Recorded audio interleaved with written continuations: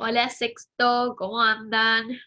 Eh, Hoy tenemos para ver varias cosas. Acá se empiezan a mezclar todos los temas y les prometo que vamos a cerrar el año con un poco de todo lo que estuvimos viendo, medio un repaso, medio aprender cosas nuevas, pero es importante que intenten seguir de a poquito el video. Si necesitan frenarlo, lo frenan.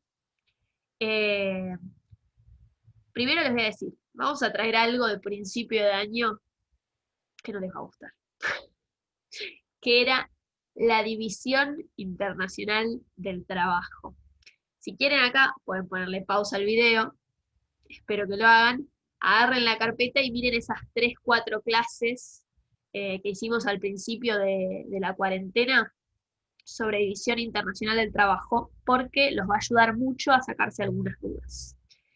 Eh, Para los que tengan la carpeta medio perdida o estén medios vagonetas, yo les hago un muy cortito resumen, así este video no se hace tan largo, contándoles que en un momento en el que se produce la revolución industrial en Europa, donde surgen las primeras fábricas, la máquina a vapor y demás, ellos empiezan a producir productos manufacturados, ¿sí?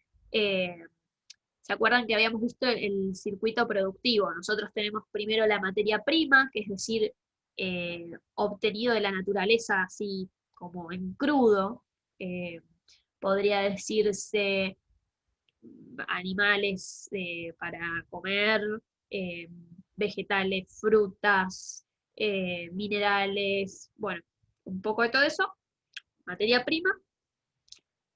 Después tenemos el que lo transforma y lo envía, y después tenemos el que lo envasa, lo modifica.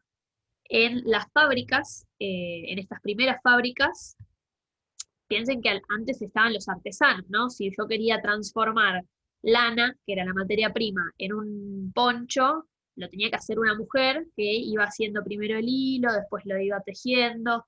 Bueno, en estas fábricas no, era todo, empiezan a haber máquinas, era todo más rápido y en mayor cantidad. Entonces, en este momento de revolución industrial, se produce la División Internacional del Trabajo. Eso quiere decir que el mundo, por primera vez, se va a repartir tareas. Yo me encargo de las fábricas, del proceso manufacturado en mis fábricas, y vos te encargas de darme la materia prima. Obvio que esto tiene ventajas y desventajas, ¿no? Eh, los países del sur, digamos, del mundo, serían África y Latinoamérica, los continentes, ¿no?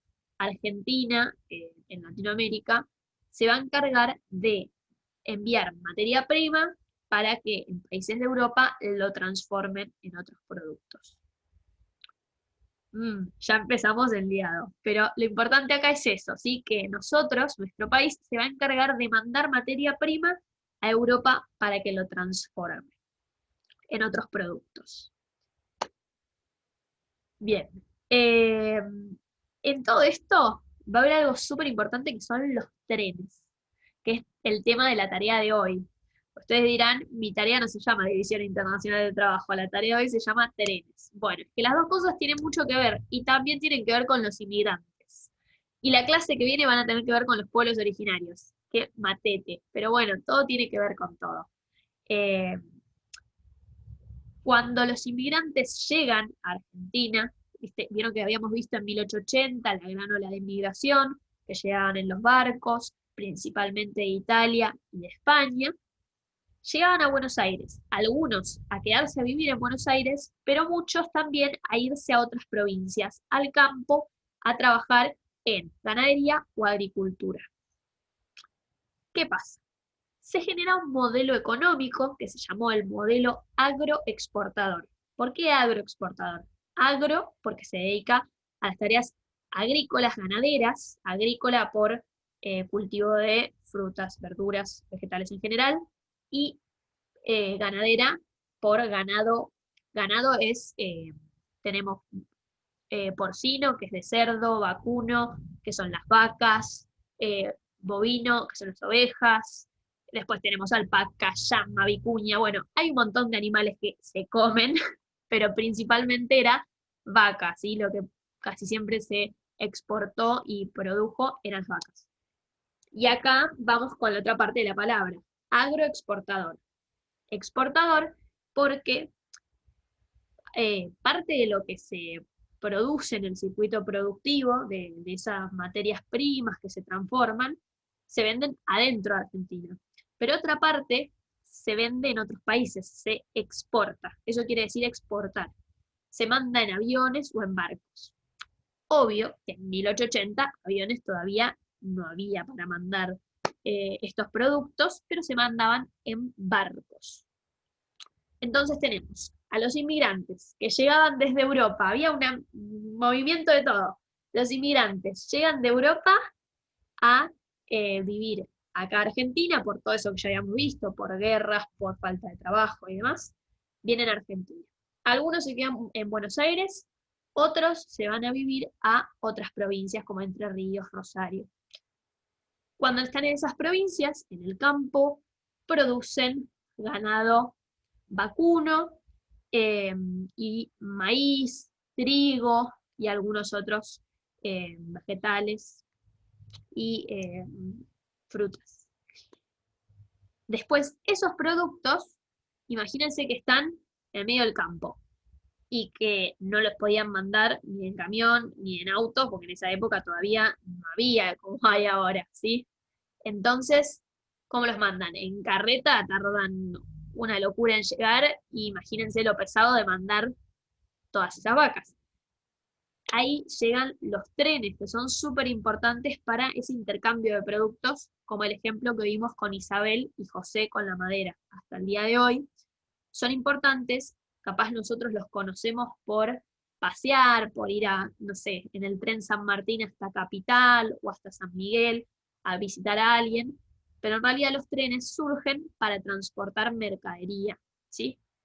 Van a llevar esa mercadería desde el campo, donde se produce la materia prima, hasta las ciudades.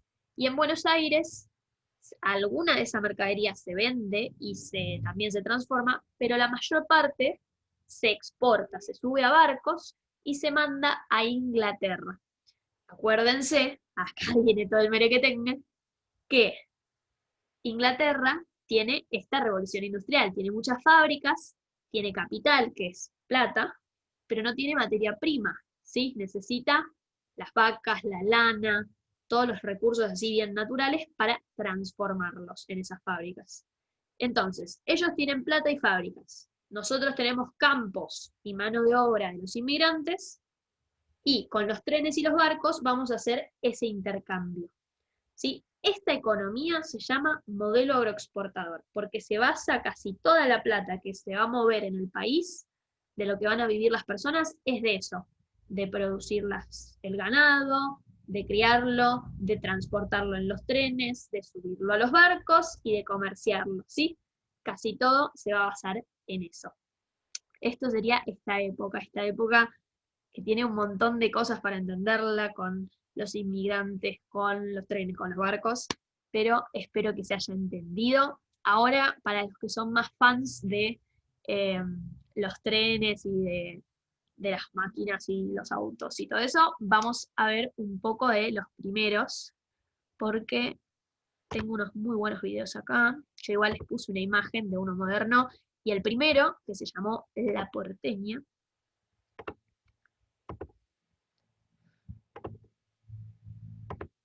A ver, a ver, a ver. Muy bien. Acá tenemos un video resumen, pero quería explicárselo yo eh, con lo que ustedes habían ido haciendo a lo largo del año, que fue un trabajazo para poder llegar a esto. Este era el gran tema que teníamos que estudiar.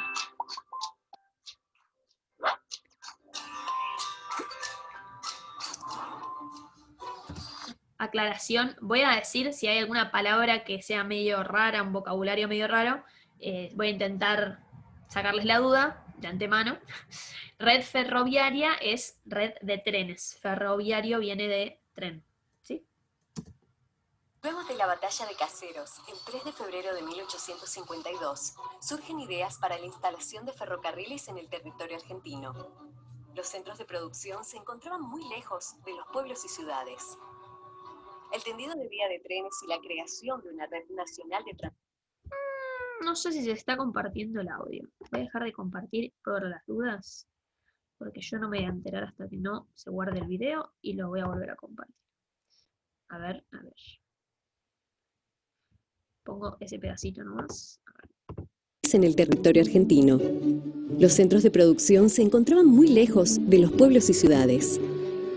El tendido de vía de trenes y la creación de una red nacional de transporte sería de gran utilidad para integrar las zonas. Bien, eso. ¿Para qué es el tren? Para integrar las zonas, para que pueda haber intercambios entre esas distintas partes del país y sobre todo que llegue la actividad económica, el dinero a todas las partes del país. Que el que produce lana de oveja en el sur pueda mandarla hasta Buenos Aires y le llegue al que la quiera comprar en Inglaterra. ¿Se entiende? Porque si no, capaz puede producir un montón, pero ahí cerquita en donde vive esa persona en el campo, no le quieren comprar porque ya tienen ovejas y tienen lana para tirar para arriba. ¿Se entiende? Entonces el tren viene a eso, a conectar los distintos lugares. En 1854, el presidente Urquiza encargó estudios para realizar la red ferroviaria entre Rosario y Córdoba.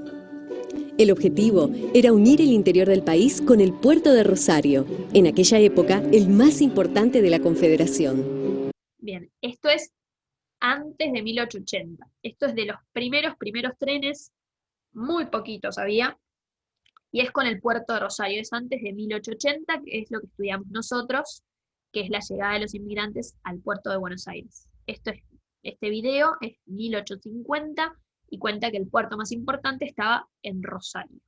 Pero no los quiero marear, voy a adelantar un poquito, así llegamos a la época que nosotros estudiamos. Solo quería mostrarles el primer ferrocarril. Si bien se realizaron los estudios, por problemas internos no se pudo definir. El gobierno provincial de Buenos Aires había pedido autorización a la legislatura para construir el primer ferrocarril. La ley se aprobó en enero de 1854 y las obras comienzan a principios de 1855. En agosto de 1857, la empresa Ferrocarril del Oeste inaugura el primer tramo de casi 10 kilómetros de longitud que unía Parque con Floresta.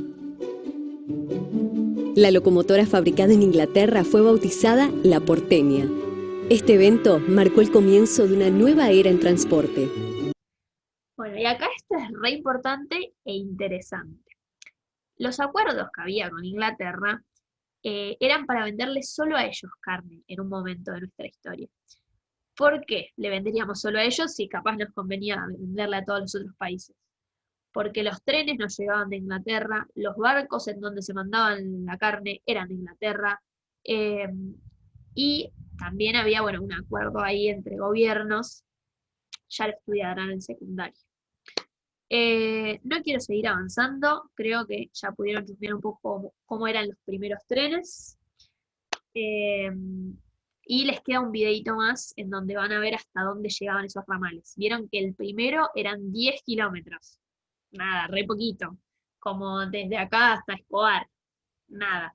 Y en un momento de nuestra historia llegamos a tener 42.000 kilómetros de red ferroviaria. O sea, había trenes para todos lados. Pero eso lo van a ver con el profe Cris en el próximo video.